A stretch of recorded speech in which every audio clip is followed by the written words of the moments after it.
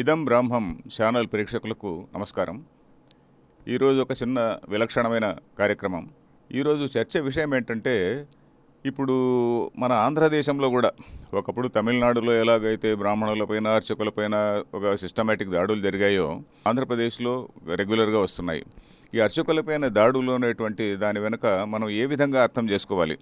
అది కేవలం ఏదో అర్చకులు ఎవరో గ్రామంలో ఉన్నటువంటి ఆకతాయి వాళ్ళు వచ్చి వాళ్ళు ఏదో కొట్టారు అని అర్థం చేసుకోవాలన్నా, దీని వెనుక ఏదైనా ఒక పెద్ద వ్యూహం ఉన్నదా అనేది మనం అర్థం చేసుకోవాలి. ఈ విషయమై మనతో చర్చించడానికి ఇదివరకే ఈ రంగంలో మంచి అనుభవం ఉన్నటువంటి వ్యక్తులు. వారెవరంటే, ఒకరు భాస్కర్ రాజ్ ముదిరాజ్ గారు. వీరికి ధర్మ మార్గం అనేటువంటి ఛానల్ ఉన్నది, యూట్యూబ్ ఛానల్. వీరు సంస్కృత పండితులు. తర్వాత ఋగ్వేదము, యజుర్వేదము వీటన్నిటిపైన కూడా కృషి చేశారు. వాటిని పైన ఉన్నటువంటి భాష్యాలను కూడా కొంచెం చదివి వాటిని తెలుగు భాషలోకి అనువదించి వాటిలో ఉన్నటువంటి సామాజిక అంశాలపైన కొంచెం ఫోకస్ చేస్తూ కృషి చేసినటువంటి వారు. ఇంకొక వ్యక్తి ఎవరంటే, వారు కళ్యాణ్ కుమార్ గారు. శివశక్తి అని ఒక ఆర్గనైజేషన్ మనందరికీ తెలిసిందే. చాలా బాగా గట్టిగా పోరాడేటువంటి, ఒక పోరాట పటిమ ఉన్నటువంటి ఒక ఆర్గనైజేషన్కి సంబంధించినటువంటి కళ్యాణ్ కుమార్ గారు. వీరిద్దరు కూడా ఇక్కడ ఉన్నారు. చర్చ ప్రారంభించడానికి ముందు బ్రాహ్మణులపైన దాడి అనే దాని గురించి, అంటే బ్రాహ్మణుడు ఎవడైతే విద్య తపస్సు ఎవడైతే ఉన్నదో వాడి వల్లనే లోకా సమస్త తపసా ధ్రియంతే. అక్కడ ఉన్నటువంటి శ్లోకాలు మనం గమనిస్తే, ప్రపంచమంతా దేనిపైన ఆధారపడి ఉంటుంది అంటే తపసా ధ్రియంతే. తపస్సు అంటే ఆలోచన, అంటే థింకింగ్.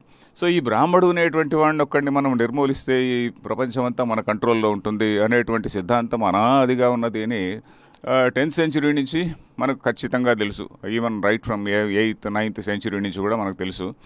బ్రాహ్మణులే కాదు, అప్పుడు ద్విజులు అంటే బ్రాహ్మణ క్షత్రియ వైశ్యులు అందరూ కూడా ద్విజులు కదండి. వాళ్ళందరూ జందాలు వేసుకునేటువంటి వాళ్ళు. రక్తంతో దడిచిన జందాలన్నీ కుప్పలుగా ఉంటే తప్ప వాడికి తృప్తి ఉండేది కాదంట.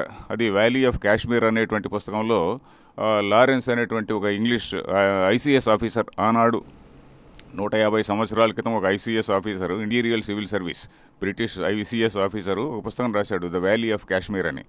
దానిలో రాశాడనమాట.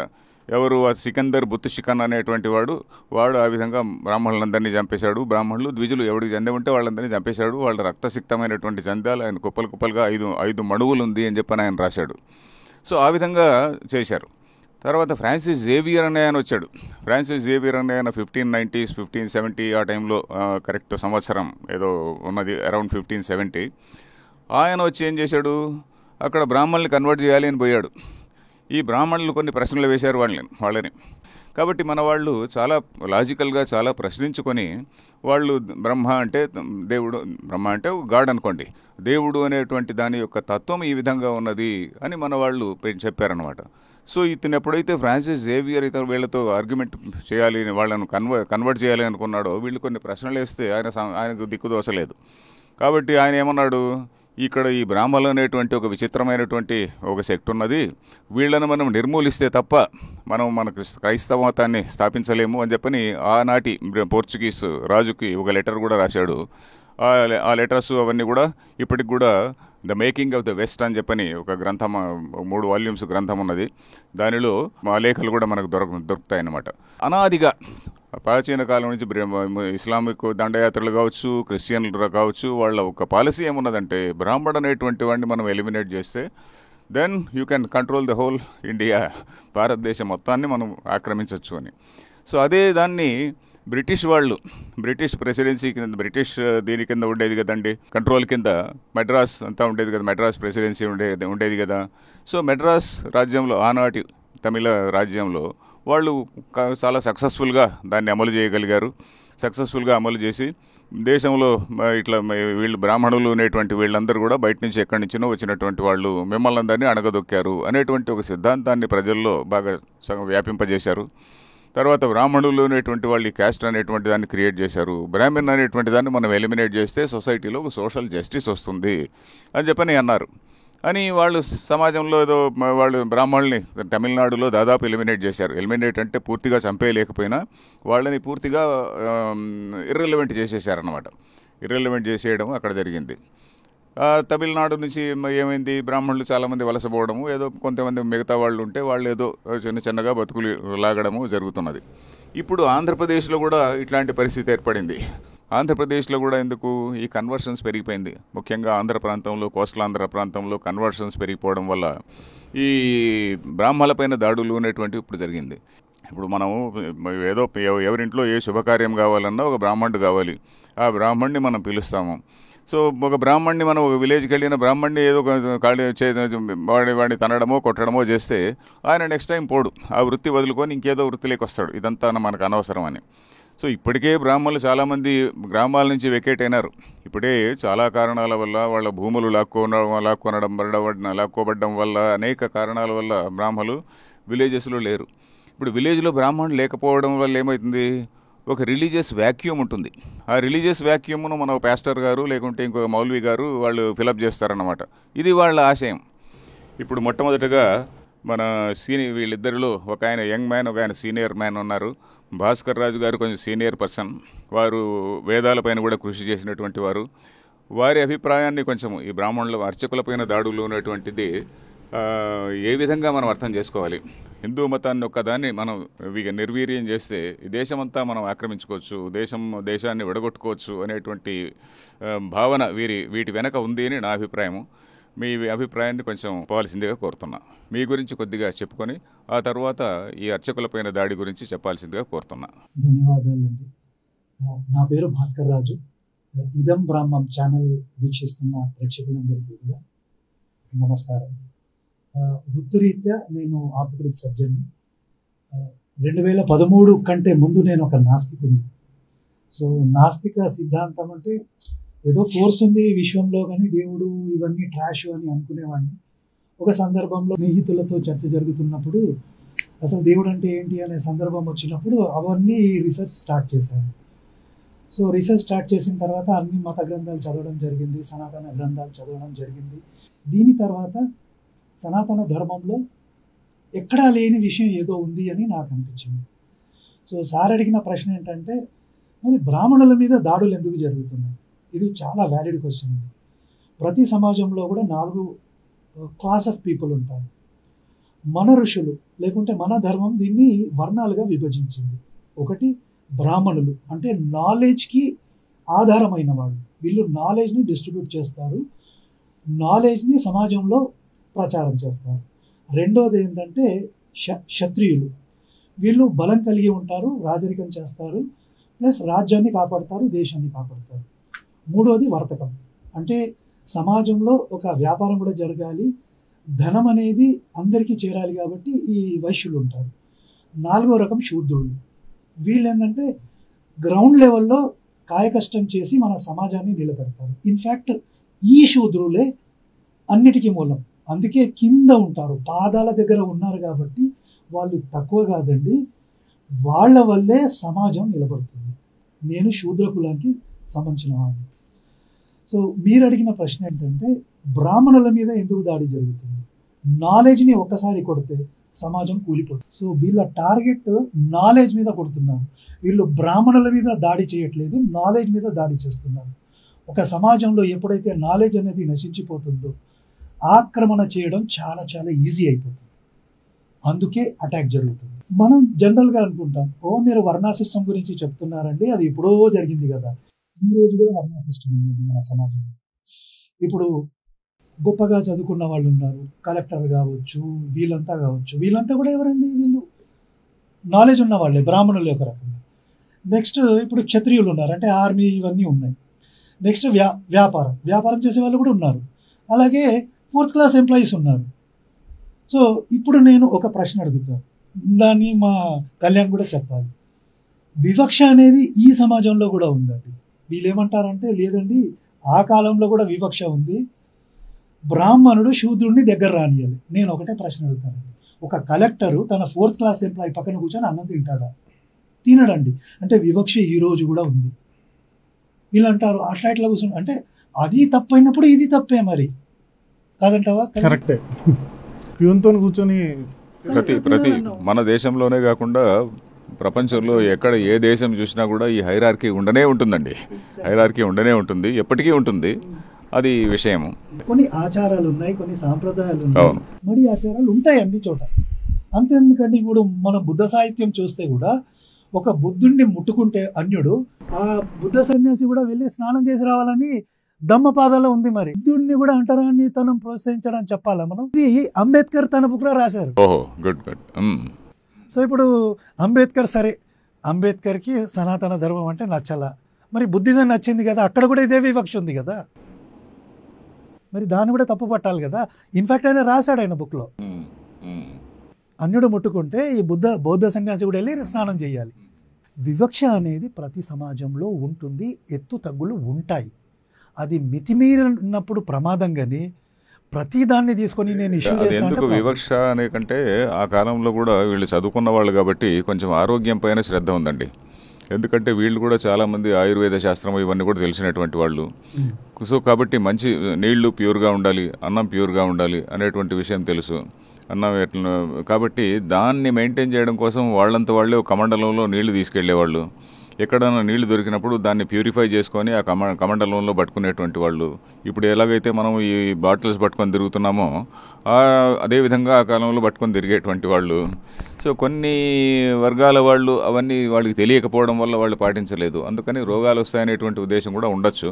అనేక కారణాల వల్ల, అనేక కారణాలు. ఎందుకంటే బ్రాహ్మణుల ఇళ్లలో కూడా ఏంటంటే వంట చేసేటప్పుడు తల్లి కొడుకుని దగ్గరికి రానివ్వదు, పూజ చేసేటప్పుడు తండ్రి కొడుకుని దగ్గరికి రానివ్వడు, వాళ్ళు దూరంలో ఉంటారు. ఇంకో ఎగ్జాంపుల్ ఇస్తాను సార్, మెడికల్ ఎగ్జాంపుల్ ఇస్తాను. యాజ్ ఎ సర్జన్ నేను థియేటర్లోకి వెళ్తా, ఈ డ్రెస్తో వెళ్తానా? డ్రెస్ ఉంటుంది, దానికి సపరేట్ ఉంటుంది, చేతులు కడుక్కోవాలి, గ్లౌస్ వేసుకోవాలి, అప్పుడు అక్కడికి వెళ్తాను. నార్మల్ డ్రెస్తో వచ్చినవన్నీ నా థియేటర్లోకి నేను రానియను. ఎందుకు అంటే ఒక ఎన్విరాన్మెంట్ ఉంటుంది అక్కడ, స్టెరైల్ ఎన్విరాన్మెంట్ ఉంటుంది. అది కూడా మీరు తప్పు పడతానంటే, ఇప్పుడు బ్రాహ్మణుడు ఉన్నాడు, గర్భగుడిలో ఉన్నాడు, పూజ చేస్తున్నాడు, నేను లోపలికి దూరతా, నన్ను గర్భగుడిలోకి రానియలేదు కాబట్టి ఇది వివక్ష అనకూడదు అక్కడ. ఇప్పుడు ప్రస్తుతము బ్రాహ్మణుల పైన జరుగుతున్న అటాక్స్ గురించి మీ అభిప్రాయం చెప్పండి, దాన్ని ఏ విధంగా అర్థం చేసుకోవాలి? ఇది ఒక క్యాల్కులేటెడ్ మూవ్. ఇప్పుడు మనం ఒకటి చూస్తాము సార్, మనకంటే ఓన్లీ హిందువులకని చెప్పట్లేదు, భారతదేశానికి యాజ్ ఎ హోల్ 3 మ్లేచ్ఛ సిద్ధాంతాలతో అపాయం ఉంది. నేను మ్లేచ్ఛ అనే పదం వాడుతున్నాను, నాకు ఎలాంటి మొహమాటం లేదు ఇలా వాడడానికి. ఒకటి నాస్తిక సిద్ధాంతమైన కమ్యూనిజము, రెండోది ఇస్లాము, మూడోది క్రిస్టియానిటీ. వీళ్ళు ప్రపంచంలో అన్ని దేశాలలో ఒకరినొకరు తన్నుకుంటారు, కొట్టుకుంటారు, చంపుకుంటారు. అబ్రహామిక్ రిలీజియన్స్ రెండు. ఈ కమ్యూనిజం అనేది అయితే ఉన్నారో అది మన దగ్గర కూడా ఉందండి. నాస్తికవాదం ప్రాచీన కాలం నుంచి ఉంది. చారువాకులు అన్నారు వీళ్ళని. చారువాక, అందంగా మాట్లాడేటువంటి వాళ్ళు, మన కమ్యూనిస్టులు లాగానే వాళ్ళు కూడా అందంగా మాట్లాడేటువంటి వాళ్ళు. నేను ఈ మధ్య నేను రాసిన పుస్తకంలో కూడా 2 అబ్రహామిక్ రిలీజియన్స్, ఒక కమ్యూనిజం అని 3 ఫోర్సెస్, మొత్తానికి 3 ఫోర్సెస్. మీరు చెప్పింది correct. Continue please, continue. So చిన్న క్లాస్ ఏంటంటే, చార్వాకానికి నాస్తిక సిద్ధాంతానికి చాలా తేడా ఉందండి. మనం చార్వాక సిద్ధాంతం గనక తీసుకుంటే, చార్వాకానికి సంబంధించిన ప్రత్యేకమైన బుక్ అయితే మనకి ఏది లేదు, ఇప్పుడు అవైలబుల్ లేదు. పోతే కొన్నిటి నుంచి ఎక్స్ట్రాక్ట్ చేసి కొందరు రాసిన బుక్స్ ఉన్నాయి. దాని ప్రకారం చారువాకులు ఏంటంటే, కావో పియో మజాకరో, అంటే జీవితాన్ని ఎంజాయ్ చేయి, అప్పులు చేసి బార్కి వెళ్ళి తాగు, ఇలాంటిది చారువాక సిద్ధాంతం. ఇది నాస్తిక సిద్ధాంతం ఒకటి కాదు. పోతే ఈరోజు ఎవరైతే నాస్తికులని చెప్పుకున్నారో ఎవరు కూడా వాడికి తర్కం లేదు, లాజిక్ లేదు. ఈ 3 ఫోర్సెస్ కూడా ఈరోజు దాడి చేస్తున్నాయి. ఈ దాడి కేవలం బ్రాహ్మణుల మీద అని చెప్పడానికి వీల్లేదు. ఎందుకంటే సనాతన ధర్మం కానీ భారతదేశం కానీ ఈ 2 వేరు కాదు. సో బ్రాహ్మణుల మీద దాడి జరుగుతుందంటే నా మీద కూడా జరుగుతుంది, కళ్యాణ్ మీద జరుగుతుంది, మీ మీద జరుగుతుంది. ఇన్ఫ్యాక్ట్ మన భారతదేశంలో ఉన్న భారతీయుల మీద, అందరి మీద జరుగుతుంది. అది నా అభిప్రాయం అండి. ఈ అబ్రహామిక్ మతాలు కేవలం విశ్వాసం పైన ఆధారపడినవి, కేవలం విశ్వాసం అంతే. అలా చెప్పాడు, మా బుక్లో అలా ఉంది, నేను నమ్ముతాను అంతే. మనది అలా కాదండి, మనది అలా కాదు. నువ్వు ఆలోచించి తెలుసుకో అన్నట్టుంది. దేవుడు అనేటువంటిది ఒక వ్యక్తి కాదు అంటుంది. దేవుడు అనేటువంటి ఆయన ఎక్కడో ఆకాశంలో కూర్చొని లేడు, ఎక్కడో సింహాసనం పైన కూర్చొని లేడు. ఇది సర్వవ్యాప్తమైనటువంటి ఒక చైతన్యము. ఈ చైతన్యములోనే ఒక ప్రపంచం రూపంలో ఆవిర్భవించేటువంటి ఒక శక్తి ఉన్నది అని మాట్లాడుతుంది కదా. కాబట్టి ఈ సిద్ధాంతం అనేటువంటిది ఇది ఒక బ్రాహ్మడికి సంబంధించింది కాదు, ఇది అందరికీ సంబంధించినది. ఒక మూర్ఖమైన మనం దీన్ని వదిలేసి, అంతేకాకుండా నీరు ఏ దేవుడు అనేటువంటి దాన్ని ఏ రూపంలోనైనా నువ్వు భావించుకుంటుంది. ఏ రూపంలో భావించుకున్నా కానీ అవన్నీ కూడా ఒకే పరమాత్మ, ఒకే తత్వానికి చెందుతాయి అని అంటుంది కదా. ఇంత విశాలమైనటువంటి దృక్పథం ఉన్నటువంటి సిద్ధాంతం కదా మనది. దీన్ని వదిలిపోవడం తప్పు అని నా అభిప్రాయం. మీరేమంటారు? ఖచ్చితంగా తప్పు. తప్పే కాదు, అది పాపము. ఇంకోటి ఏంటంటే పూర్వకాలంలో మనకు రాజులు ఉన్నారు, ఈ బ్రాహ్మణ వ్యవస్థని అంటే వర్ణ వ్యవస్థని, బ్రాహ్మణ వ్యవస్థనే కాదు వర్ణ వ్యవస్థని కాపాడే మొదటి ఫోర్స్ రాజులు. ఈ రోజులలో రాజరికం లేదు, రాజులు లేరు, కాబట్టి పొలిటీషియన్స్ ఉన్నారు. కానీ పొలిటీషియన్స్కి, మన దేశంలో ఉన్న పొలిటీషియన్స్కి ఏంటంటే వాళ్లకు ధర్మమా అధర్మ సంబంధం లేదు. ఒక వ్యక్తి నాకు ఓటు వేశాడా లేదా, నాకు గెలిపించాడా లేదా, దానికోసం నేను టెర్రరిస్ట్ని సపోర్ట్ చేస్తా, ఇంకెవరినైనా సపోర్ట్ చేస్తా, వీలైతే నా దేశాన్ని 3-4 ముక్కలు చేస్తా. సో నాకు ఓటు వస్తే చాలు, దేశం ఏమైపోయినా పర్వాలేదు. భారతదేశంలో ఉన్న అంటే పాపులేషన్ని వర్ణాలుగా, కులాలుగా, రిలీజన్గా డివైడ్ చేస్తాను, నాకు ఓటు వస్తే చాలు. ఇది ఈ రాజకీయ నాయకులలో ఉన్న అంటే కామన్ ప్యాటర్న్ ఇది. బట్ అన్ఫార్చునేట్లీ ఏంటంటే హిందూ సమాజం బ్రేక్ అయిపోయి ఉంది. సో ఇప్పుడు మనం చైతన్యవంతం చేయాలంటే హిందూ సమాజాన్ని ఏకం చేయాలి, అందరినీ కలుపుకొని వెళ్ళాలి. సో ఈ విషయంలో మా కళ్యాణ్ ఇంకా బాగా చెప్తారు, ఎందుకంటే పాలిటిక్స్ చాలా. సో కళ్యాణ్ కుమార్ గారు మీరు చెప్పండి, హిందూ సమాజాన్ని ఏకం చేయాలి అని చెప్పని వీరు అన్నారు, తర్వాత బ్రాహ్మణులపైన దాడులు ఉండేది ఒక ఇష్యూ, వీరింటిని కూడా విశ్లేషిస్తూ మీరు చెప్పండి. అందరికీ నమస్తే అండి, జై శ్రీరామ్. నా పేరు కళ్యాణ్ కుమార్ చిట్టపల్లి, శివశక్తి ఆర్గనైజేషన్ ప్రధాన కార్యదర్శిని. ఇదం బ్రాహ్మణ్ ఛానల్ వీక్షిస్తున్నటువంటి ప్రేక్షకులందరికీ నమస్కారం. అరవిందరావు గారు, తర్వాత భాస్కర్ రాజు గారితో కలిసి ఈ కార్యక్రమంలో పాల్గొనడం చాలా సంతోషం. అయితే ఇక్కడ ప్రస్తుతం ఉన్నటువంటి చర్చా కార్యక్రమం ఏంటంటే, ఇది బ్రాహ్మణుల మీద దాడి. ఫస్ట్ మనం ఇనిషియేటివ్ చేసింది ఏంటంటే, అయితే ఇక్కడ నా అభిప్రాయం ఏంటంటే వాళ్ళు టార్గెట్ చేసేది బ్రాహ్మణులను అని మనం కూడా అదే ప్రొజెక్ట్ చేస్తున్నాం. వాళ్ళు ఏదైతే టార్గెట్ చేశారో బ్రాహ్మణుల మీద దాడి అని వాళ్ళ టార్గెట్, కానీ వాళ్ళ ఇంటెన్షన్ ఏంటంటే హిందుత్వం మీద దాడి. కరెక్ట్. మనం కూడా బ్రాహ్మణుల మీద దాడి అనుకుంటున్నాం, కానీ అది బ్రాహ్మణుల మీద దాడి కాదు, అది హిందుత్వం మీద. కరెక్ట్. ఆ పాయింట్ను మనం బయటికి తీసుకురావాలి, అది సమాజంలో అందరు కూడా తెలుసుకోవాలండి. అది వాళ్ళ టార్గెట్ ఏంటి, బ్రాహ్మణుల మీద దాడిగా దీన్ని ప్రొజెక్ట్ చేయాలని, కానీ వాస్తవానికి వాళ్ళు చేసేది హిందుత్వం మీద దాడి.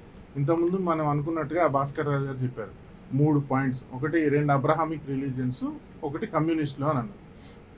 మీరు బాగా జాగ్రత్తగా గమనిస్తే పూర్వం ఒక 50-60 సంవత్సరాల క్రితం ప్రతి గ్రామంలో అమ్మవారి దేవాలయాలు ఉండేవి, చిన్న చిన్న, మన మారెమ్మ, పోచమ్మ, ఎల్లమ్మ.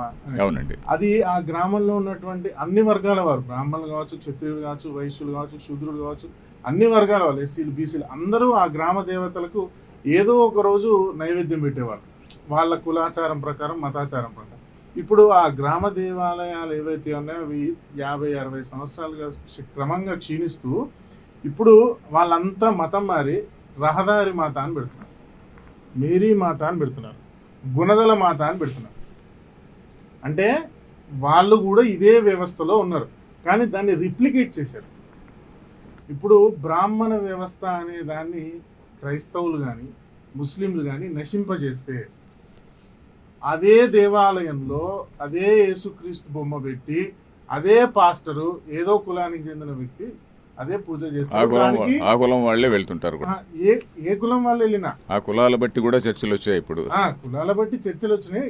ఇప్పుడు బ్రాహ్మణ వ్యవస్థ అనేది తీసేసి వాళ్ళు ఏం గొప్పగా తీసుకుని రారు. ఇప్పుడు అందులో ఉన్నటువంటి మన దేవుడి విగ్రహాలు తీసేసి యేసు విగ్రహాలు, మేరీ విగ్రహాలు పెట్టి గుణదలలో గుండ్లు కొట్టిస్తున్నారు, గుణదలలో లడ్డూలు పంచుతున్నారు. గుణదల మేరీ మాత అంటారు, చూసారు కదా, గుణదలలో లడ్డూలు పంచుతున్నారు, గుండ్లు కొట్టించుకున్నారు. అసలు గుండు కొట్టించుకోవడం అనేది క్రైస్తవంలోనే లేదు. గుణదల్లో దీపాలు వెలిగించడాలు, అంగ ప్రదక్షిణాలు చేయడం, పులిహోర కూడా పంచుతున్నట్టున్నారు, పులిహోర పంచుతున్నారు, మోకాలతో గుణదల మెట్లెక్కుతున్నారు, ఏది తిరుపతిని రిప్లికేట్ చేసి. ఇక్కడ 2 విషయాలండి. ఈ బ్రాహ్మణ వ్యవస్థ అనే దాన్ని నాశనం చేస్తే హిందూ వ్యవస్థను నాశనం చేయొచ్చు అనేది వాళ్ళకి తెలుసు. కానీ బ్రాహ్మణ వ్యవస్థని, అర్చక పురోహిత వ్యవస్థని కాపాడుకుంటే హిందూ ధర్మాన్ని కాపాడుకోవచ్చు అని మనకు తెలియదు. మన వాళ్ళందరూ తెలుసుకోవాల్సింది ఇది ఫస్ట్ పాయింట్. 2, హిందూ ధర్మం అంటే బతుకు, నువ్వు బతికించు, అంతే. Live and let live.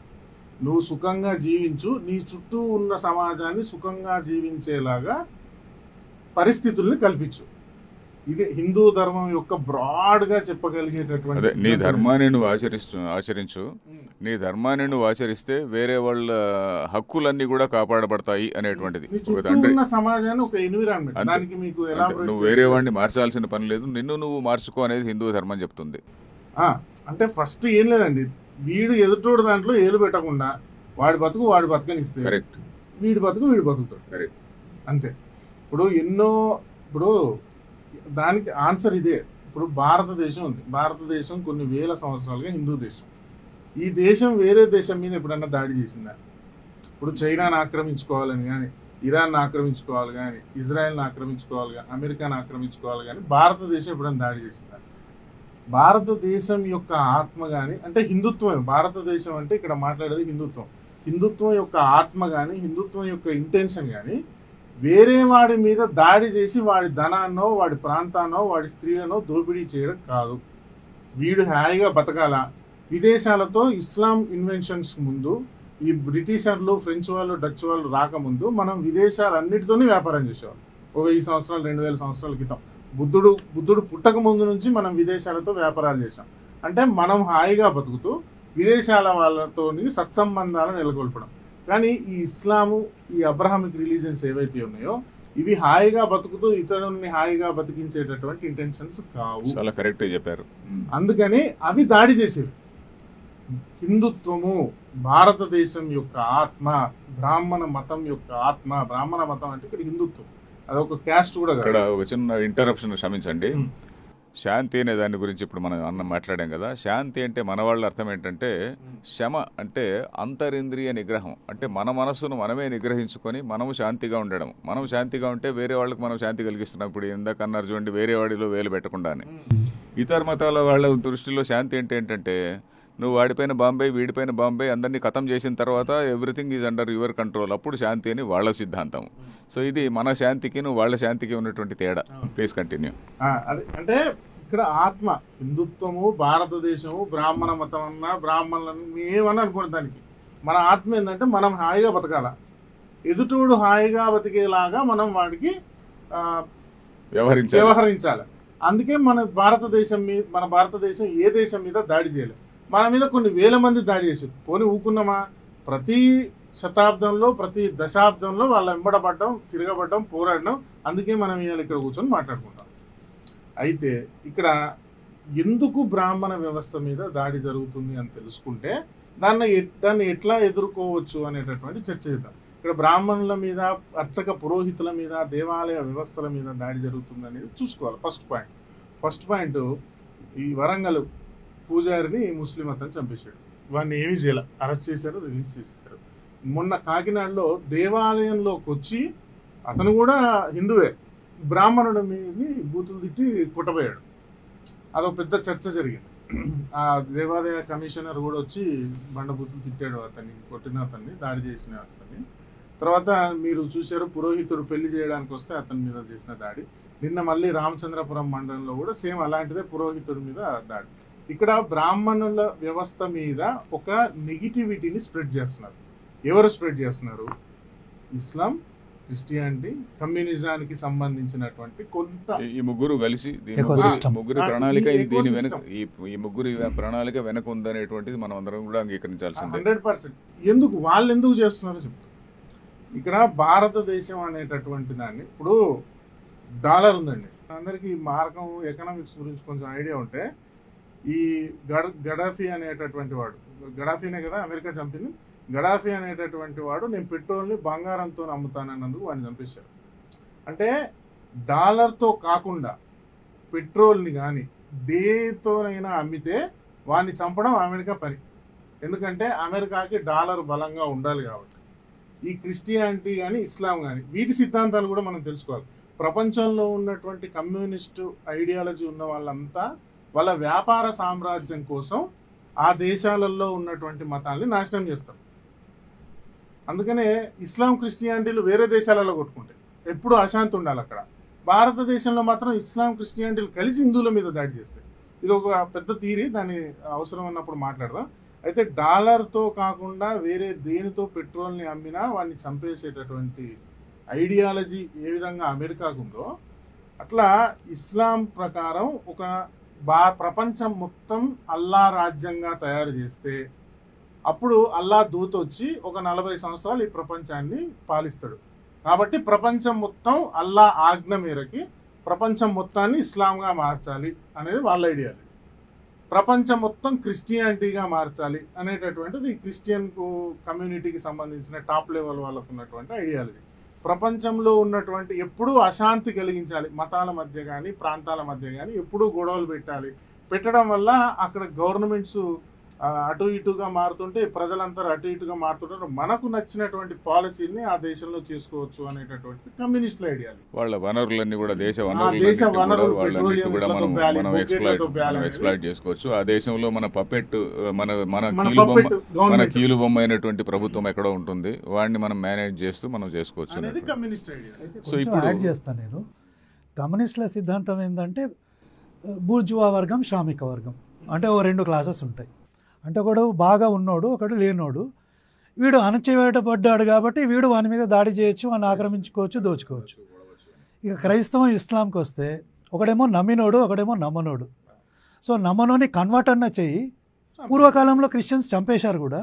ఇప్పుడు వాడు చంపకుండా వేరే రకంగా ఇంటర్నల్ ట్రబుల్స్ క్రియేట్ చేస్తున్నారు.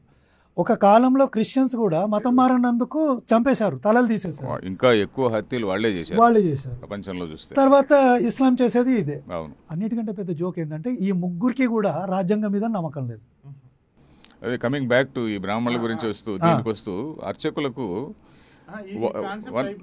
అదే ఎందుకంటే ఇది సిద్ధాంతంలోకి వెళ్ళిపోయాం, అది వదిలేసి లాస్ట్లోకి వచ్చేసి నేను ఎలాబరేట్ చేయట్లేదు దాన్ని. అయితే ఈ మూడు వర్గాలు ఏవైతే ఉన్నాయో ఈ మూడు వర్గాలు ఈ దేశంలో ఇస్లాంలోకి మనుషుల్ని మార్చాలన్నా, క్రిస్టియానిటీలోకి మనుషుల్ని మార్చాలన్నా, మతాల మధ్య గొడవలు పెట్టాలన్నా ఇలా మూడు వర్గాలు. అయితే ఒకటి సబ్జెక్ట్ రిలీజ్ చేస్తున్నాడు, ఏది బ్రాహ్మణ వ్యతిరేకమైనటువంటి సబ్జెక్ట్ కమ్యూనిటీస్ రిలీజ్ చేస్తున్నాడు. దాన్ని క్రిస్టియన్స్, ముస్లిమ్స్ విపరీతంగా ప్రచారం చేస్తున్నారు. ప్రచారం చేసి హిందువులలో ఉన్నటువంటి మిగతా వర్గాల వారికి బ్రాహ్మణుల మీద ద్వేషం కలిగించేలాగా ఒక లిటరేచర్ తయారు చేస్తున్నారు. కరెక్ట్. ఇప్పుడు మీరు సమాజంలో చూస్తే బ్రాహ్మణులు అంటే చాలా మందికి ద్వేషం ఉంది, బయటపడరు. ద్వేషం కాకపోయినా ఏదో ఒక అసంతృప్తి గానీ, అసూయ గానీ, కంటెంప్ట్ గానీ ఏదో ఉంటాయి, ఏదో ఉంది. వాడు మనతో చాలా సాన్నిహిత్యంగా ఉంటూనే అది కాదు, దానికి బ్రాహ్మణులు చేయగలిగింది ఏమన్నా ఉన్నదా? అదే సమస్య అనేది మనం ఇప్పటిదాకా క్లియర్గా చర్చించలేదు. దాడులు జరుగుతున్నాయి అని చెప్పుకుంటున్నాం అంతే. సమస్య ఏంటంటే బ్రాహ్మణ అనేటటువంటి ఒక వర్గమే హిందుత్వానికి రిప్రజెంటేషన్ అనేటటువంటిది మనం చెప్పాలి. బ్రాహ్మణ వర్గం మీద ఈ దాడి చేయడానికి ఈ ఇస్లాం కానీ, క్రిస్టియానిటీ కానీ, కమ్యూనిస్టు కానీ వ్యూహం పడతారు, కానీ వాళ్ళు దాడి చేయట్లేదు. దాడి చేసేది అటువంటి మెజారిటీ హిందువుల్లో ఉన్నటువంటి మిగతా వర్గాలు, వాళ్ళతోనే చేయిస్తున్నారు. దానికి కావాల్సినటువంటి లిటరేచర్ని పంచుతున్నారు, దానికి కావాల్సినటువంటి వ్యూహాల్ని పంచుతున్నారు, హిందువుల్ని విభజిస్తున్నారు. బ్రాహ్మణులు అనేటటువంటి వాళ్ళు మిమ్మల్ని అణిచివేశారని ఎస్సీలకు చెప్తున్నారు. ఊరికి ఒక్కడో ఇద్దరో బ్రాహ్మణ్స్ ఉంటారు, కానీ ఊరిలో రెడ్డి ఫ్యామిలీస్ 100 ఉంటాయి, కమ్మ ఫ్యామిలీస్ 100 ఉంటాయి, కాపు ఫ్యామిలీస్ 100 ఉంటాయి, క్షత్రియ ఫ్యామిలీస్ 100 ఉంటాయి, బ్రాహ్మణ ఫ్యామిలీస్ 2-3 ఉంటాయి. కానీ 500-600 కుటుంబాలు ఉన్నటువంటి ఎస్సీ కుటుంబాలన్నింటినీ బ్రాహ్మణులే అరిచారని చెప్తారు. ఈ 2 కుటుంబాలు ఉన్నటువంటి బ్రాహ్మణ కుటుంబాలు, 3 కుటుంబాలు ఉన్న బ్రాహ్మణ కుటుంబాలు ఈ 500-600 ఉన్నటువంటి ఎస్సీ కుటుంబాలను ఎట్లా అని చేసిరు? సో ఇప్పుడు దీనికి రెమెడీ ఏమిటి చెప్పండి, మీ ఆలోచన ఏమిటి? బ్రాహ్మణులు వాళ్ళ యాటిట్యూడ్లో ఏమన్నా మార్పు రావాలన్నా ఎలాగ ఉండాలి? అయితే దానికి వెళ్ళే ముందు ఒక పాయింట్ చెప్తాను సార్. ఇక్కడ మెజారిటీ మైనారిటీ అనే కాన్సెప్ట్ని మా కళ్యాణ్ తీసుకొచ్చాడు. మెజారిటీలు ఎప్పుడు కూడా మైనారిటీలను అణిచేస్తారు అనేది ఈ ముగ్గురు సిద్ధాంతం. ఇక్కడ ఇప్పుడు మైనారిటీలు ఎవరు? బ్రాహ్మిన్సే. మరి బ్రాహ్మిన్స్ మైనారిటీలు అయ్యి మెజారిటీ వాళ్ళని ఎలా చేస్తారు? దాన్ని నమ్ముతున్నారు, అది నమ్ముతున్నారు కదా, అదే నమ్మిస్తున్నారు సార్. లిటరేచర్ ప్రాబ్లం, అది నమ్మేట్టుగా లిటరేచర్ తయారు చేశారు కదా. బ్రిటిష్ వాడు చేసిందే ఆ పని. బ్రిటిష్ వాడు వచ్చి ఒక హైరార్కీని క్రియేట్ చేశాడు. నువ్వు ఎక్కువ, నువ్వు తక్కువ, నువ్వు ఎక్కువ, నువ్వు తక్కువ అని చెప్పని క్రియేట్ చేయడం వల్ల ప్రతి ఒక్కడు కూడా నేను ఎక్కువ అని చెప్పని అనుకున్నాడు అనమాట. సో ఆ విధంగా అది చేశాడు. సో అందుకనే ఇప్పుడు మాదిగల మధ్య కూడా నేను ఎక్కువ అనేటువంటి భావన ఉంది కదా. ఇప్పుడు వాళ్ళు రెడ్డి మధ్యన రెడ్లలో మళ్ళీ నేను ఎక్కువ నువ్వు తక్కువ అనేటువంటి భావన ఉన్నది. అర్చకుల పైన దాడి అంటే భారతదేశం పైన దాడి అనేది మనకు తెలుసు కదా. సామాన్య ప్రజలకు బాగా అందరికీ తెలియజేయాలి కదా. ఏమిటి 2 విషయాలు తెలియాలి. ఒకటేంటంటే అరే మనకు చాలా గొప్ప సిద్ధాంతం ఉన్నది, మన గొప్ప ఇంటలెక్చువల్ హెరిటేజ్ ఒకటి ఉన్నది. ఇది కేవలం బ్రాహ్మణుడికి సంబంధించింది కాదు. బ్రాహ్మణుడు కేవలం ఒక మెయింటెనెన్స్ ఇంజనీర్ లాగా ఇప్పుడు ఇందాక మనం ఎలక్ట్రిసిటీ ఉదాహరణ చెప్పుకున్నాం కదా, ఈ మెయింటెనెన్స్ ఇంజనీర్ లాంటి వాడు బ్రాహ్మడు. వీడు వచ్చి ఏదో వేదంలో ఉన్నటువంటి మంత్రం ఏదో చదువుతున్నాడు, వేదంలో ఉన్నటువంటి విషయం ఏదో చెప్పేసిపోతున్నాడు. సో కాబట్టి ఇది మనందరికీ సంబంధించినది అనేటువంటి భావన మనం కలిగించాలి కదా. దానికి బ్రాహ్మణుడు ఏం చేయాలి అనేటువంటిది ఏమన్నా సలహా చెప్తారా? అయితే బ్రాహ్మణుడు మాత్రమే చెయ్యాలంటే ప్రాబ్లం అవుతుంది. అది అందరు చేయాలి. అదే అందరూ ఉంటే ఎవరు? అందరు చేయాలి. అంటే ప్రతి హిందువు చేయాలి, హిందూ సమాజం మొత్తం చేయాలి. కరెక్ట్. అయితే ఇక్కడ ఫస్ట్ పాయింట్ ఏంటంటే ఆల్రెడీ కమ్యూనిస్టులు సోకాల్డ్ వీళ్ళంతా లిటరేచర్ని క్రియేట్ చేశారు. ఆ లిటరేచర్ని సమాజంలోకి వదిలారు, అంటే ప్రచారం చేశారు. ఇన్ఫ్యాక్ట్ మీరు చూస్తే అంబేద్కర్ వాది అంటాడు, బుద్ధిస్ట్ అంటాడు, బ్రాహ్మణులను తిడతాడు, ఇవన్నీ జరుగుతున్నాయి. అంటే ఒక మెటీరియల్ క్రియేట్ చేశారు, దాన్ని సమాజం మీదకి వదులుతున్నారు. ఇది ఫ్రెష్గా జరిగిందేం కాదు. మీరు ఒక రష్యన్ ఆథర్ ఉన్నారు, ఆయన పేరు యూరీ బెజ్మెనాఫ్ అని వాడి ఆథర్ పేరు. వాడు మన ఇండియా గురించి ఒక బుక్ రాశాడు. రాసి సమాజంలో అలజడి ఎలా సృష్టించాలి, ఎవరైతే ఇంటలెక్చువల్ క్లాస్ ఉన్నారో వాళ్ళని ఎలా అణచాలి, వాడి బుక్లు ఉన్నాయి. ఆ బుక్లోనే ఫాలో చేస్తూ డిఎన్ ఝా అని కానీ హోలీ కౌమిత్ అని ఒక బుక్ రాశాడు. లేకుంటే ఈ రంగనాయకమ్మ ఇలాంటి చెత్త సన్నాసులంతా కూడా, వీళ్ళని చెత్త సన్నాసులు ఏంటంటారంటే నాకంటే ఎక్కువ కోపం ఉందండి. కోపం అని కాదండి, ఇప్పుడు రామస్వామి ఉన్నాడు కదా, పెరియార్ రామస్వామి. పెరియార్ రామస్వామి బుక్ నేను మొన్నే చదివానండి. దాంట్లో ఒక చోట ఆయన రాస్తాడు, దశరథ మహారాజుకి 60,000 మంది భార్యలు ఉన్నారని రాశాడండి. వాల్మీకి రామాయణంలో ఏముందండి?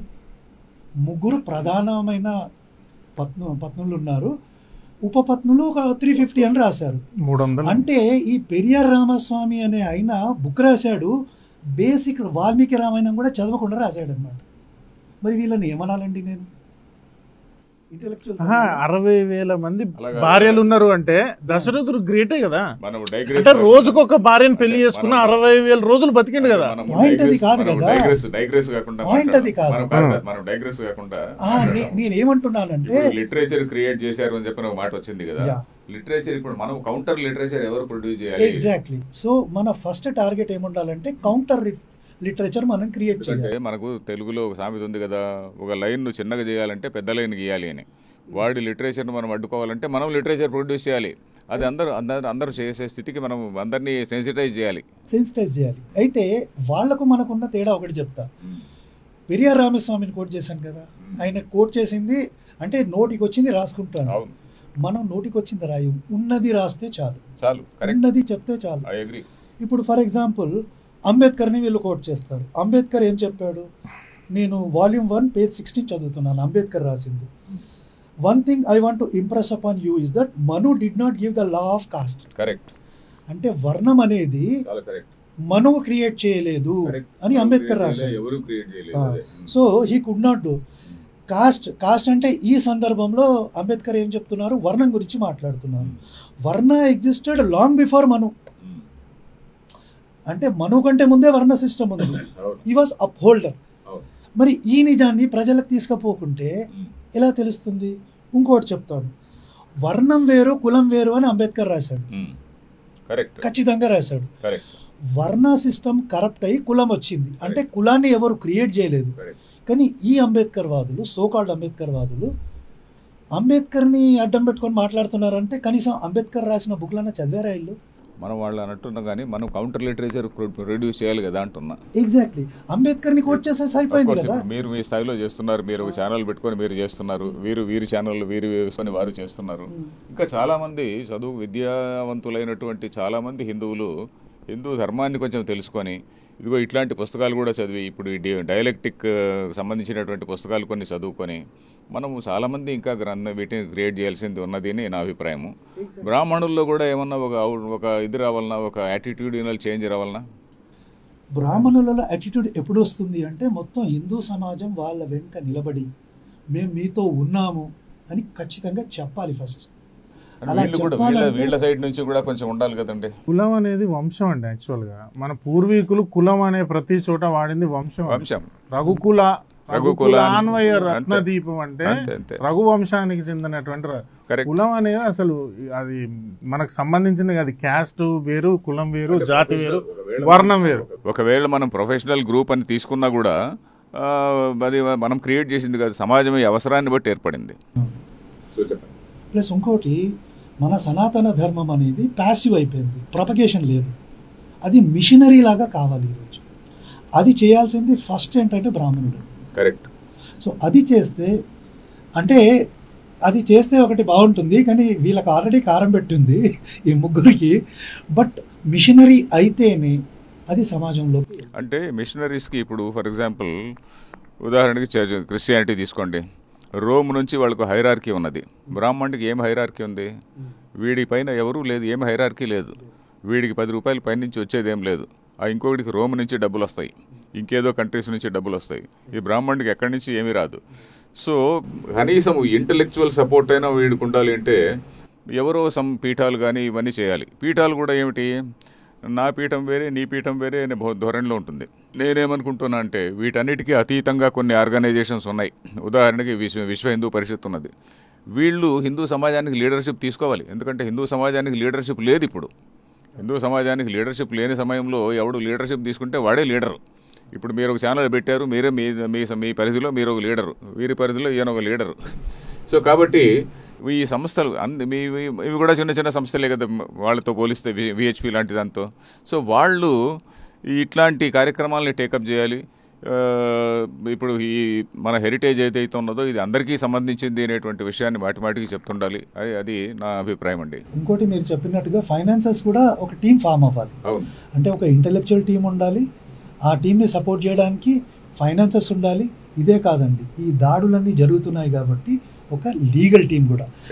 చాలా సార్లు మనం లాంటి సంస్థ టేకప్ చేసింది అనుకోండి, ప్రతి రాష్ట్రంలోనూ కూడా రాష్ట్ర స్థాయిలో భారతీయ ధర్మ రక్షణ సమాఖ్య అని ఒకటి ఏర్పాటు చేయొచ్చండి.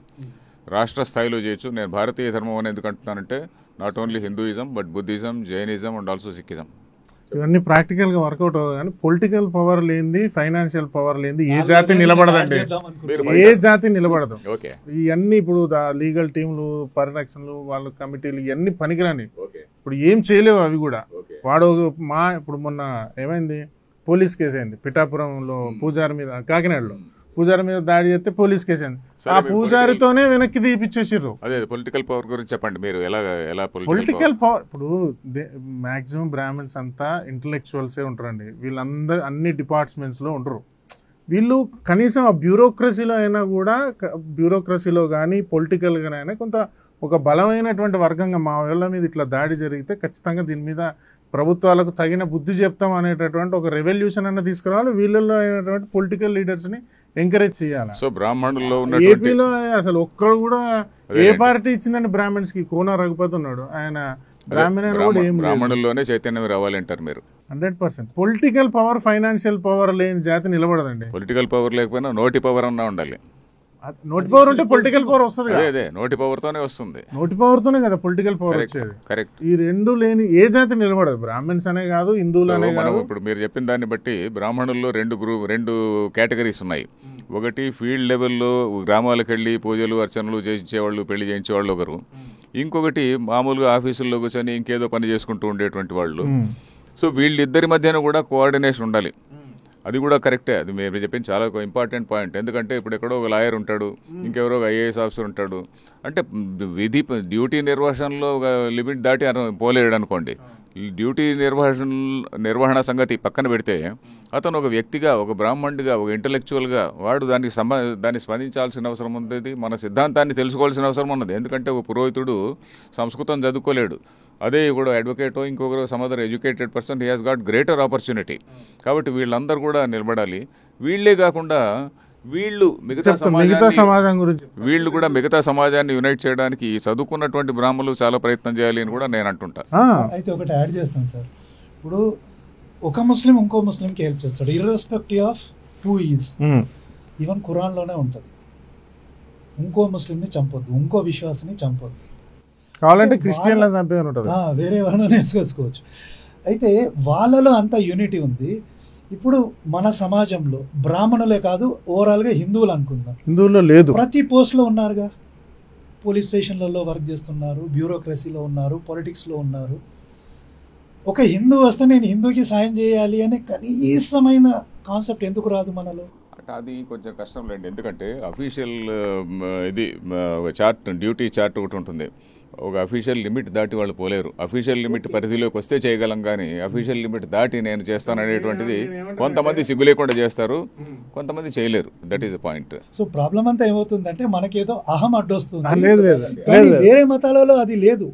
ఒక పాస్టర్ వచ్చి మనము పొలిటికల్ లీడర్ కే ఓట్లేయండి క్రిస్టియన్స్ అని ఓపెన్ స్టేట్మెంట్ చెప్తున్నారు. మరి మనం ఎందుకు చేయట్లేదు? అది మనం ఆ చైతన్యం రావాలి. చైతన్యం కూడా కాదండి, అది మన యొక్క గొప్పతనము అని నేను అనుకుంటా. ఎందుకంటే ప్రాబ్లం ఒకటే, గొప్పతనం కూడా అండి అది. ఎందుకంటే మనలో ఇప్పుడు బ్యూరోక్రసీ వాళ్ళు హిందువులకు సపోర్ట్ చేయాలని మీరు అంటారు, is it not possible practically అని ఆయన అంటారు. యాక్చువల్ ఇక్కడ ఏంటంటే అక్కడ జరిగేది, వాళ్ళల్లో జరిగేది ఏంటంటే ఈ బ్యూరోక్రసీస్ ఎట్లా మా మీద ఒత్తిడి తీసుకురావాలో చెప్తారు వీళ్ళకు. వీళ్ళు ఎట్లా ఒత్తిడి తీసుకురావాలో అట్లా తీసుకొస్తారు, అలా చేయాల్సినటువంటి పరిస్థితి ఏర్పడుతుంది. మనం అట్లా ఒత్తిడి తీసుకురాగలిగేటటువంటి స్థితి అంటే మీరు 100 మందిని వేసుకున్నారంటే పోలీస్ స్టేషన్ మీద గొడవ చేయండి, కలెక్టర్ ఆఫీస్ ముందు గొడవ చేయండి, ఎంఆర్ఓ ఆఫీస్ ముందు గొడవ చేయండి, దాన్ని ఎట్లా ప్రెజర్ టాక్టిక్స్ చేయాలో వాళ్ళు చెప్తారు బ్యూరోక్రసీస్. యాక్చువల్ వాళ్ళ దాంట్లో, మన వాళ్ళ దాంట్లో అట్లా చెప్పరు, మన వాళ్ళు అట్లా చేయరు. ఇది సమస్య. సో అంటే ఇప్పుడు వాళ్ళ సిద్ధాంతం లేచ సిద్ధాంతం అయినా దాని నుంచి తీసుకోవాల్సిన మంచి గుణాలు కూడా కొన్ని ఉన్నాయి. మంచి గుణాలు ఏం లేవు అసలు. పోరాటం కూడా కాదు అండి, ఇది ఆత్మరక్షణ గుణాలు. ఇప్పుడు వాడు చేస్తున్నటువంటిది దాడి, మనది ఆత్మరక్షణ. వాళ్ళు చేస్తున్నటువంటి దాడి కేవలం దాడి. వాడికి హిందూ మతాన్ని గెలుచుకుంటే 1 more country in there pocket అంతే. మనకు అలా కాదు, మనకు ఉన్నటువంటిదే ఒక దేశం. 1 more కాదండి, ప్రపంచ జనాభా 800 కోట్లు. 800 కోట్లలో 150 కోట్లు అంటే వాడికి దగ్గర 15-20% జనాభా వచ్చేసినట్టే. ఆల్రెడీ బయట 100 దేశాలు గెలవాలాడు. అవును. సో కాబట్టి దీనిపైన చాలా ఫోకస్ ఉంటుంది వాళ్ళకి. కాబట్టి మనం ఆత్మరక్షణలో ఉన్నాము. హిందువులందరినీ సెన్సిటైజ్ చేయాల్సినటువంటి బాధ్యత ఉందని నేను అనుకుంటాను. బ్రాహ్మణుల పరంగా చూసుకుంటే 2 అండి. వాళ్ళు ఏం చెయ్యాలి అని అడిగినందుకు మీరు, వాళ్ళు ఒకటి ఫైనాన్షియల్గా, 2 పొలిటికల్గా స్ట్రెంగ్తన్ అవ్వాలి. పొలిటికల్గా ఇప్పుడు ఎన్ రామచంద్రరావు, కొన్ని ఎగ్జాంపుల్స్ కూడా చెప్తా. ఎన్ రామచంద్రరావు అన్నారు, మల్కాయిలో 1,00,000 మంది బ్రాహ్మణ్స్ ఉంటారు, 1,00,000 ఓట్లు ఉంటాయి అటు ఇటుగా ఆయన కాన్స్టిట్యున్సీలో. ఆయన 30,000 కూడా రావు. ఎందుకంటే ఆయన గెలిచినప్పుడు ఆయన గెలిచి వీళ్ళకి ఏం చేయలే, ఆయన గెలిచి ఆయనకి ఏం చేయాలని ఉంటుంది బ్రాహ్మణ్స్. అదే వేరే క్యాస్ట్లలో వాళ్ళు గెలిస్తే కనీసం వాళ్ళ వర్గం వాళ్ళకు మిగతా వాళ్ళకు కూడా సపోర్ట్ చేసేటోళ్ళు. అది అట్లా మల్కాయిరి ఎంపీ అనేది బ్రాహ్మణ్స్ మెజారిటీ అనేది అందరికీ తెలుసు. అక్కడ బ్రాహ్మణ్స్కి ఎంపీ టికెట్ సహజంగా ఇయ్యరు. ఇచ్చిన వాళ్ళు కూడా బ్రాహ్మణ్స్ కోసం పనిచేసేటోళ్ళు ఎవరు ఉండరు. సో పొలిటికల్గా వీళ్ళ గురించి మాట్లాడేటటువంటి వాళ్ళు లేనప్పుడు వీళ్ళు వెనకబడతారు. 2 ఫైనాన్షియల్గా ఏదైనా అవసరం వచ్చినప్పుడు, ఇంతకుముందు చెప్పారు వాళ్ళకు రోమ్ నుంచో వీళ్ళకు ఖతర్ నుంచో డబ్బులు వస్తాయి, మరి వీళ్ళకి ఎక్కడి నుంచి వస్తాయి? మరి ఫైనాన్షియల్గా ఒక సెటప్ లేదు. ఏ స్వామీజీకి ఆ స్వామీజీ చేసుకుంటూ వెళ్ళిపోతున్నారు. ఇటు ప్రజల గురించి వద్దాం. బ్రాహ్మణ వ్యవస్థ కానీ, ఈ అర్చక పురోహిత వ్యవస్థ కానీ వీళ్ళందరూ నశించిన తర్వాత కాశ్మీర్లో ఫస్ట్ బ్రాహ్మణ్స్ అందరినీ చంపేశారు, తర్వాత అన్ని కులాల వాళ్ళని చంపేశారు. గోవాలో ఫస్ట్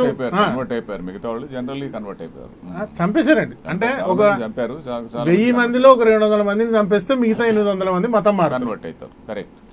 800 మంది మతం మారిన వాళ్ళు బానిసలుగా బతకడమే కదా. నువ్వు బానిసలాగా బతకాలా, స్వేచ్ఛాజీవిలాగా బతకాలా అనేది మిగతా చూసుకో. 2 గోవాలో బ్రాహ్మణులందరినీ చంపేసి మిగతా వాళ్ళందరినీ మతం మార్చారు, చంపేశారు. ఇక్కడ సమస్య ఏంటంటే ఈ బ్రాహ్మణ వ్యవస్థ, అర్చక పురోహిత వ్యవస్థ నాశనం చేసిన తర్వాత వాళ్ళ టార్గెట్ మీరే, అన్ని వర్గాల వాళ్ళు.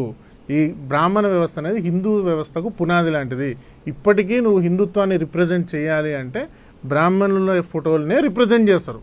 సిక్కుల్ని ప్రచారం చేయాలంటే తలపాగా పెట్టినదే రిప్రజెంట్ ఫోటోలు పెడతారు. సో బ్రాహ్మణ వ్యవస్థ మనకు నచ్చినా నచ్చకపోయినా, అర్చక పురోహిత వ్యవస్థ నచ్చినా నచ్చకపోయినా, దే ఆర్ రిప్రజెంటేటివ్ టు సనాతన ధర్మ. దాన్ని రక్షించుకోవాల్సినటువంటి బాధ్యత ప్రతి హిందూ మీద ఉంది. దాన్ని రాజకీయంగా బలపరుచుకోవాల్సినటువంటి బాధ్యత ప్రతి బ్రాహ్మణుడి మీద ఉంది. ఇప్పుడు ఇంకొక విషయం, ఈ హిందూ మతం పైన దాడి అనేటువంటిది కేవలము మీరు అన్నట్టుగా మ్లేచ్ఛ మతాలు లేక అబ్రహామిక్ మతాలు కాకుండా, వాళ్లే కాకుండా, లేక కమ్యూనిస్టులే కాకుండా చాలామంది మేము నాస్తికులు మేధావులు అని చెప్పుకునేటువంటి వాళ్ళు కూడా వాళ్ళు హిందూయిజం పైన దాడులు చేస్తుంటారు. వీళ్ళేంటి, మేము మేధావులు అని చెప్పుకుంటారు. మేధావులు అయితే అన్ని మతాలను కూడా స్టడీ చేయాలి, అన్ని మతాలను కూడా విమర్శించాలి కదండి. ఇప్పుడు మీరు ఇందాక కొన్ని పేర్లు కూడా చెప్పారు. వాళ్ళు ఎప్పుడు కూడా ఇస్లాంను కానీ క్రిస్టియానిటీని కానీ విమర్శించినట్టు మనకేం తెలియదు. వీళ్ళు కేవలం హిందూ మతాన్నే విమర్శిస్తుంటారు, కానీ ఇస్లాంను విమర్శిస్తే వీళ్ళ తలకాయలు దిగుతాయని చెప్పని వీళ్ళకు కూడా తెలుసు. సో దాన్ని ఏ విధంగా, వీళ్ళను ఎలాగ, ఈ మేధావుల గురించి ఎట్లా ఏ విధంగా ఆలోచిస్తారు? ఫస్ట్ అయితే మాలాంటి వాళ్ళం మేము సోషల్ మీడియాలో యాక్టివ్ ఉంటాం కాబట్టి అంటే ఈ వీడియో ద్వారా నేను చెప్తున్నానండి, నాస్తికుడు అనేవాడు కానీ లేకుంటే ఇంటలెక్చువల్ అనేవాడు ఎవరైనా కూడా ఓపెన్ ఫోరంలో డిబేట్ చేయడానికి మేము సిద్ధంగా ఉన్నాం. ఓపెన్ ఫోరంలో అంటే వేల మంది మధ్యలో మేము వచ్చి కూర్చుంటాము, నీ సిద్ధాంతం కరెక్టా నా సిద్ధాంతం కరెక్టా ఓపెన్గా మాట్లాడుకుందాం. అంత కెపాసిటీ ఉంటే, అంత దమ్ముంటే మేము మా యూట్యూబ్ ఛానల్లో కూడా ఓపెన్ లింకులు ఇస్తాము, రండి మాట్లాడుకుందాం. ఇప్పుడు మీరు సోకాళ్ళు ఒక ఆయన గురించి చెప్పారు, మన బైరీ నరేష్ అని ఏదో పేరు చెప్పారు, అలాంటి వాళ్ళకు కూడా ఓపెన్గా ఉంది. అన్ని గ్రంథాలు పట్టుకొస్తాం, నీ సిద్ధాంతం ఏందో చెప్పు, దానివల్ల ప్రపంచానికి ఒరిగింది ఏందో చెప్పు, దానివల్ల నిజంగా ప్రపంచానికి ఒరిగింది అది అంత గొప్పదైతే నేను నాస్తికుడిగా మారుతాను. లేదు నా సిద్ధాంతంలో బలం ఉంది, నువ్వు నా దానికి రా. అయితే ఈరోజు జరిగేది ఏంటంటే వీళ్ళు ఎవరు కూడా బుక్లలోంచి మాట్లాడరండి, నోటికి వచ్చింది మాట్లాడతారు. ఆ మాట్లాడేది కూడా చాలా వరకు కమ్యూనిస్టు సిద్ధాంతాలే. వాళ్ళు ఆల్రెడీ బుక్కులు రాసి పెట్టారు. ఇప్పుడు అంతెందుకండి, డిఎన్ జాన్ ఉన్నాడు, వేదాలలో యజ్ఞాలలో ఆవును కోస్తారని ఏదో బుక్ రాశాడు, ద మిత్ ఆఫ్ హోలీ కవ్ అని. ఆ కాలంలో మన హిందూ సమాజాన్ని రిప్రజెంట్ చేసే ఒక ఆయన ఓపెన్గా ఛాలెంజ్ ఇచ్చి నువ్వు డిబేట్కి వచ్చి నువ్వు రాసింది కరెక్ట్ అని నిరూపించు అంటే ఆ వ్యక్తి ఇంతవరకు డిబేట్కి రాలేదు. రోమిలా థాపర్ ఒక ఆమె ఒక బుక్ ఏదో రాసి బుద్ధులను హిందువులు చంపారు అని ఒక కాంట్రవర్సీ క్రియేట్ చేసింది. ఆ కాలంలో మన బుద్ధుల్ని హిందువులు చంపారు అని చెప్పని మొట్టమొదట రైస్ డేవిడ్స్ అనే అతను హిందువులు చంపారు అని చెప్పని ఒక బౌద్ధుల్ని హిందువులు చంపారు అని రైస్ డేవిడ్స్ అనే అతను ఒక లూజ్ గా ఒక రిమార్క్ పడేసాడు. రిమార్క్ ఏదో ఒక పుస్తకంలో ర్యాండమ్ రిమార్క్ పడేస్తే దాన్ని పట్టుకొని వీళ్ళు దాని ఒక సిద్ధాంతం, దాన్ని ఒక పెద్ద దీని కింద నేరేటివ్ కింద మార్చి శంకరాచార్యులు రామానుజాచార్యులు వీళ్ళందరూ రాజుల సహాయంతో వేలాది మంది బుద్ధిస్టులను చంపారు అని చెప్పని వాళ్ళు ప్రచారం చేశారు. నేను కొంతమంది బుద్ధిస్ట్ స్కాలర్స్ అడిగాను, ఎక్కడుంది చూపియా, ఇది ఎక్కడుంది ఏమిటి అంటే వాళ్ళు ఏమి చూపలేకపోయినారు. అది నాకు అది జరిగింది. ఇప్పుడు నెక్స్ట్ మన తెలుగు రాష్ట్రానికి వద్దాం. రంగనాయకమ్మ రామాయణ విషవృక్షం అని బుక్ రాసింది. డిబేట్కి మన వాళ్ళు పిలిచారు, వచ్చిందా? రాలేదు. సో ఈ నాస్తికుల ప్యాటర్న్ అంతా మీరు చూడండి సార్, ఒకటే ఉంటుంది. ఏదో ఒక వాళ్ళు రారులేండి, ఎందుకంటే వాళ్ళు అనుకుంటారు వీళ్ళకేం తెలుసు నాకే తెలుసు అనుకుంటారు. అది అదొకటి వాళ్ళు ఆర్గ్యుమెంట్ తీసుకోవచ్చు, నీకేం తెలుసు నాకు బాగా తెలుసు అనుకుంటారు. కూర్చుంటే కదా తెలిసేది. అది కాదండి, వాళ్ళు రారు, నువ్వేమో అంటారు. అది కాదు. అందుకనే మనం ఏం చేయాలంటే మనము ఈ 2 లైన్ థియరీ, మనం ఎక్కువ లిటరేచర్ మనం ప్రొడ్యూస్ చేస్తూ ఉండాలి అనమాట. సో అంటే నేను ఒక ఛాన్స్ ఇస్తున్నాను సార్. ఇప్పుడు మాలాంటి ఇంటెలెక్చువల్స్ అనుకోండి, ఇంకేమన్నా ఛాలెంజ్ చేయడం మన we are open to debate. Exactly. వచ్చి మీ సిద్ధాంతాన్ని నిరూపించండి. నేను నాస్తిక సిద్ధాంతం అంటే ఇప్పుడు ఈ బంధాలు అనుబంధాలు అమ్మ నాన్న తమ్ముడు అన్న ఇవన్నీ పెట్టింది మతాలే కదా. ఏ రిలీజియన్లో అయినా కూడా నాస్తికత్వంలో ఇట్లాంటి రిలేషన్స్ ఏమైనా ఉన్నాయండి? నాస్తికత్వంలో కూడా ఉంటాయి, వాళ్ళకు కూడా పెట్టిన వాళ్ళు ఎవరైనా ఉన్నారా? అంటే నాస్తికుడుగా ఉండి కొంచెం మారలిస్టిక్ గా ఉండే మోరల్స్ ఎక్కడి నుంచి వచ్చినాయి, ఎథికల్ గా ఉన్నటువంటి వాళ్ళు ఉండదు. ఎక్కడి నుంచి వచ్చినాయి? మనం నిష్పాక్షికంగా మాట్లాడుకోవాలి. ఎందుకంటే మనం డిస్కషన్ లో అది పెద్ద సబ్జెక్ట్ అండి. ఎందుకంటే ఎథిక్స్ అనేటువంటిది, ethics has nothing to do with, not much to do with religion. Ethics has lot to do with religion, but there are many people who are atheist and who are also highly moral, ethical. అది is quite possible. కానీ చాలా తక్కువ మంది అంటే చదువుకున్నటువంటి వాడు, నిజంగా చదువుకున్నటువంటి వాడు. అది సో మన ఫస్ట్ ఆప్షన్ ఏంటంటే వీళ్ళతో డిబేట్ ఆప్షన్. వీళ్ళు డిబేట్కి రారు అంటే హిస్టరీ చూస్తే ఎవ్వరు కూడా డిబేట్కి రాలేదు, నిలబడలేదు, మన ముందు కూర్చోలేదు. వచ్చిన వాళ్ళు ఈవెన్ మా ఛానల్లో కూడా మేము అడిగిన ఒక్క ప్రశ్న కూడా జవాబులు ఇవ్వట్లేదు. ఇక నెక్స్ట్ ఏంటంటే మనం మెటీరియల్ ప్రిపేర్ చేసి ఇలాంటి చర్చల ద్వారా వీళ్ళు ఇంటెలెక్చువల్స్ కాదు, వీళ్ళు పేడ్ ఆర్టిస్టులు అని కరెక్ట్. 100% కూడా పేడ్ ఆర్టిస్టులు చాలా మంది. ఇప్పుడు నేను కమ్యూనిస్టులని మామూలుగా కిరాయి మేధావులు అంటుంటా. కిరాయి మేధావులు, ఇప్పుడు కిరాయి గుండాలు, కిరాయి అంటారు, ఆ టైప్లో వీళ్ళు కిరాయి మేధావులు. ఎందుకంటే వీళ్ళకు సమాజంలో సపోర్ట్ ఏం లేదు. వీళ్ళందరూ కూడా పిగ్గీ బ్యాక్. ఎవరో కాంగ్రెస్ వాడు ఒక సీటు పడేస్తే దాన్ని పెట్టుకొని ఉంటాడు, లేకుంటే ఏదో తెలుగుదేశం వాడు ఒక సీటు పడేస్తే దాన్ని పట్టుకొని ఉంటారు. ఇంకా వాళ్ళు చెప్పినటువంటి సిద్ధాంతాన్ని నడిపిస్తుంటారు. సో కాబట్టి ఈ కిరాయి మేధావులు వీళ్ళు ఏంటంటే కొంచెం తెలివైనటువంటి వాళ్ళు, బాగా లిటరేచర్ రాస్తారు, గేయాలు రాస్తారు, పాటలు రాస్తారు. ఇప్పుడు మోడీ గారి పైన చాలా పాటలు రాసినారు వీళ్ళందరూ కూడా. సో వీళ్ళందరూ కూడా ఇలాంటి కొంచెం తెలివైన వాళ్ళు. బట్ దీన్ని ఖండించాలంటే మనం కూడా మనకు లక్కీలీ మనకు సోషల్ మీడియా ఒకటి ఉన్నది కాబట్టి మనం చాలామందికి వెళ్ళగలుగుతున్నాం. సోషల్ మీడియా లేకుంటే ఈ మెయిన్ స్ట్రీమ్ మీడియా ఏదైతే ఉన్నదో వీళ్ళందరూ కూడా వీళ్ళు చాలామంది paid fellows, totally paid fellows. ఇప్పుడు ఎందుకంటే చైనా వాడు అమెరికన్ మేధావుల్ని కొనుక్కున్నప్పుడు మన మేధావుల్ని కొనడంలో ఆశ్చర్యం ఏముందండి? అమెరికన్ యూనివర్సిటీల్లో ఇప్పుడు లాస్ట్ ఫ్యూ డేస్ నుంచి అమెరికన్ యూనివర్సిటీలు గందరగోళంగా ఉన్నాయి.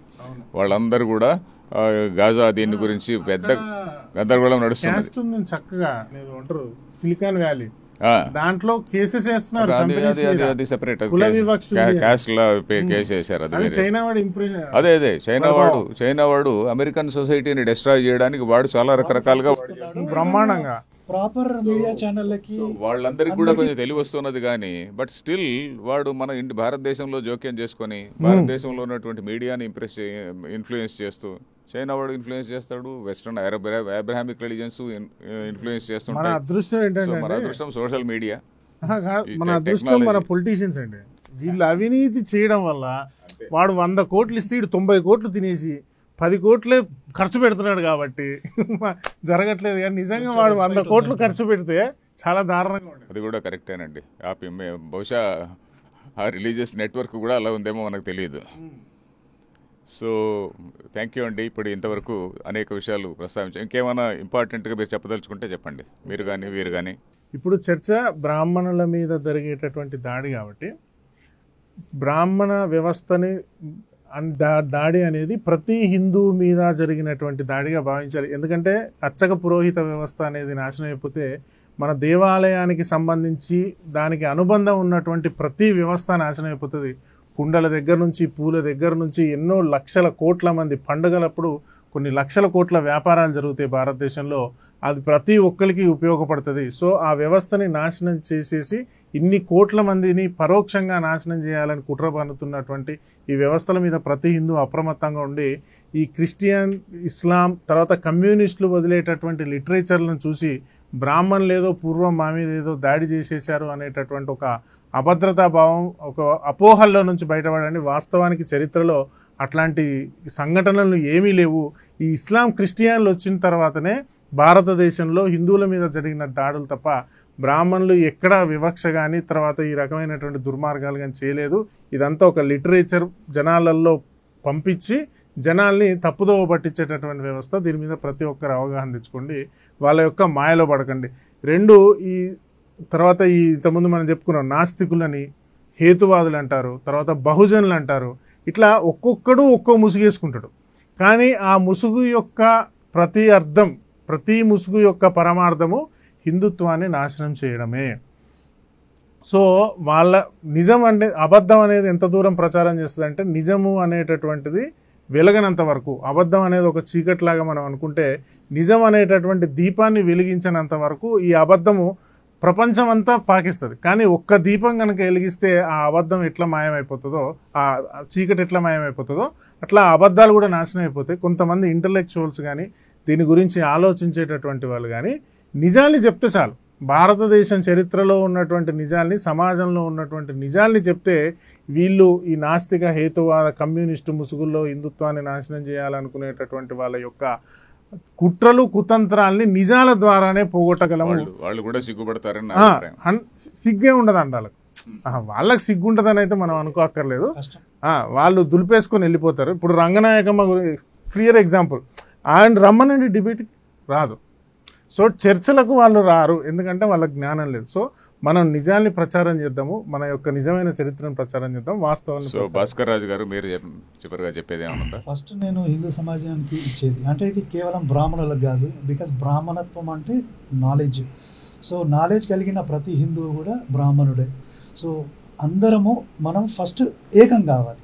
సో యూనిటీ ఫస్ట్ ముఖ్యం. రెండవది కళ్యాణ్ చెప్పినట్టు పొలిటికల్ కూడా చాలా ముఖ్యం. హిందువులందరూ ఓటు బ్యాంకుగా ఏర్పడి మనకు మంచి చేసేవాడిని ఎన్నుకోవాలి. కానీ ఏదో గవర్నమెంట్ వచ్చి నాకు ఫ్రీ బస్ పాస్ ఇస్తుంది, 2 రూపాయల కిలో బియ్యం ఇస్తుంది, ఇది కాదు. అసలు మనమే లేనప్పుడు, మన ఉనికినే లేనప్పుడు 2 రూపాయల కిలో బియ్యం తీసి ఏం చేసుకుంటాం? ఏం చేసుకోలేము. సో మనకు కావాల్సింది ఏంది? మన ఉనికిని కాపాడుకోవాలి. అది కాపాడుకోవాలంటే ఓటు బ్యాంక్గా ఏర్పడాలి. మనకు మంచి చేసే పొలిటికల్ పార్టీని మాత్రమే ఎన్నుకోవాలి. అది ఏ పొలిటికల్ పార్టీయా మీరు డిసైడ్ చేయండి. ఎందుకంటే ఈ మిగతా మతాలన్నీ అదే చేస్తున్నాయి ఈరోజు. ఇక మూడోది ఏంటంటే ప్రశ్నించడం నేర్చుకోండి. ఎప్పుడైతే ప్రశ్నించడం నేర్చుకుంటామో ఈ 3 మతాలు ఆల్మోస్ట్ అక్కడి నుంచే అంతే ఎండ్ అయిపోతాయి. ఎందుకంటే నాకు తెలిసి ఈ మూడిట్లో కూడా ప్రశ్నను తట్టుకొని నిలబడి సమాధానం ఇచ్చే కెపాసిటీ లేదు, వాళ్ళ గ్రంథాలలోనే లేదు. కాబట్టి ప్రశ్నించడం కనుక మనం నేర్చుకుంటే ఇది వెరీ ఈజీ. ఇక నాలుగోది ఏంటంటే బ్రాహ్మణ సమాజం అంటున్నారు, ఎవరు భయపడాల్సిన అవసరం లేదు. ఎందుకంటే పిరికి వాళ్ళే దాడి చేస్తారండి, పిరికి వాడే దాడి చేస్తాడు. నిజంగా మీకు సబ్జెక్ట్ ఉంది, సరే ఒక వ్యక్తి ఏదో తప్పు చేశాడు, బ్రాహ్మణ సమాజం తప్పు చేసింది, వచ్చి చెప్పు, చర్చించు మాతో ఏం తప్పు చేసిందో. అలాంటంటే నేను 1000 తప్పులు కమ్యూనిస్టులు, ముస్లిమ్స్, క్రిస్టియన్స్ చేసినవి చెప్తాను. ఈవెన్ బైబుల్లో ఉంటుంది, ఆ బైబుల్ దేవుడి దగ్గరికి వెళ్తే, అన్యుడు వెళ్తే వాడిని చంపేయమని ఉంటుంది. మరి ఇంకా ఘోరం కదా అది. ఒక బ్రాహ్మణుడు ఏదో మడి ఆచారం కోసం ఒక వ్యక్తిని దూరం పెట్టాడు అనుకుందాం, అక్కడ ఏ సైమన్ ఉంది, మరి అది చెడ ఇది చెడ. సో ప్రశ్నించడం ఎప్పుడైతే నేర్చుకుంటామో ఈ 3 మ్లేచ్ఛ సిద్ధాంతాలు కూడా కుప్పకూలిపోతాయి. అది నేను చెప్పదలుచుకున్నాను. చాలా మంచి విషయాలు బయటకు వచ్చాయండి. ఈ అర్చకులు బ్రాహ్మణుల పైన దాడుల వల్ల ముఖ్యంగా బ్రాహ్మణులు భయపడకూడదు అనేటువంటిది చాలా ముఖ్యమైనటువంటి విషయము. వీళ్ళు కూడా తమ నాలెడ్జ్ని కూడా పెంచుకోవాలి. సమాజంలో చదువుకున్నటువంటి వాళ్ళందరూ కూడా ఇదంతా మన వారసత్వం, ఇది ఒక మేధో వారసత్వం, అంటే ఇంటలెక్చువల్ హెరిటేజ్ అంటాం చూడండి. ఏదైతే మన భారతీయ మతాల సిద్ధాంతం ఉన్నదో ఇదంతా మన మేధో వారసత్వం. మనం అందరం కూడా దీనికి వారసులు. ఇది వీళ్ళెవరో బ్రాహ్మణులు మాత్రమే వారసులు కాదు. కాబట్టి మనం అందరం కూడా దీన్ని రక్షించుకోవాలి. ఎందుకంటే సిద్ధాంతంలో ఇంత విశాలమైనటువంటి దృక్పథం ఉన్నది, ఇంత ఉదారభావం ఉన్నది. మనం ఇప్పుడు ఏదైతే మనము ఇన్క్లూజివ్నెస్, తర్వాత లిబరలిజం ఇవన్నీ అంటున్నామో ఇవన్నీ మన సిద్ధాంతంలో ఉన్నది, భగవద్గీతలో ఉన్నది ఇవన్నీ కూడా. సో కాబట్టి ప్రతి ఒక్కరు కూడా మన సిద్ధాంతాన్ని కొంచెం తెలుసుకోవాలి. అంతేకాకుండా మీరు అన్నట్టుగా ప్రశ్నించడం నేర్చుకోవాలంటే ఎదుటివాడి సిద్ధాంతాన్ని కూడా చదవాలి. ఎందుకంటే మన ట్రెడిషన్లో ఒక ముఖ్యమైనటువంటి బలం ఏంటంటే శాస్త్ర చర్చలు జరిగేవి. శాస్త్ర చర్చల్లో ఏంటంటే నా సిద్ధాంతం ఇది, నీ సిద్ధాంతం ఏంటో చెప్పు అని చెప్పని డిబేట్ చేసుకునేటువంటి వాళ్ళు అనమాట. సో ఇప్పుడు ఎవరో ఉదాహరణకి శంకరాచార్యులు ఉన్నాడు అనుకోండి, ఆయనకి ఎవరో మీమాంసకులతోనో తార్కికులతోనో సిద్ధాంతం డిబేట్ చేస్తుంటాడు. ఆ సిద్ధాంతాన్ని పూర్తిగా చదువుకొని దానిలో ఉన్నటువంటి లోట్లను చూపించేవాడు అనమాట. సో ఆ విధంగా మన మేధావులు కూడా అందరూ తెలుసుకోవాలి. ముఖ్యంగా మనం వివేకానంద సాహిత్యం చదివినా కూడా చాలా విషయాలు తెలుస్తాయండి. ఎందుకంటే వివేకానందుడు ఆయన బ్రాహ్మణుడు కాదు కదా. ఆయన వెళ్ళి చెప్పింది ఏంటి, మొట్టమొదటిగా విదేశాలకు వెళ్ళి మన సిద్ధాంతాన్ని చెప్పాడు. ఏది ఉపనిషత్తుల్లో ఉన్నటువంటి సిద్ధాంతాన్ని, భగవద్గీతలో ఉన్నటువంటి సిద్ధాంతాన్ని ఆయన వెళ్ళి చెప్తే ప్రపంచానికి అప్పుడు అంత కనువిప్పు కలిగింది. అరే ఇంత గొప్ప మతాన్న మనం మార్చేది అని చెప్పని వాళ్ళు అనుకున్నటువంటి సందర్భం అక్కడ రికార్డ్ అయినటువంటి దానిలో రికార్డ్స్లో ఉంది. ఇంత గొప్ప సిద్ధాంతాన్ని మనం మార్చడం అనేటువంటిది ఫూలిష్ అని అక్కడ వాళ్ళే అనుకున్నారనమాట.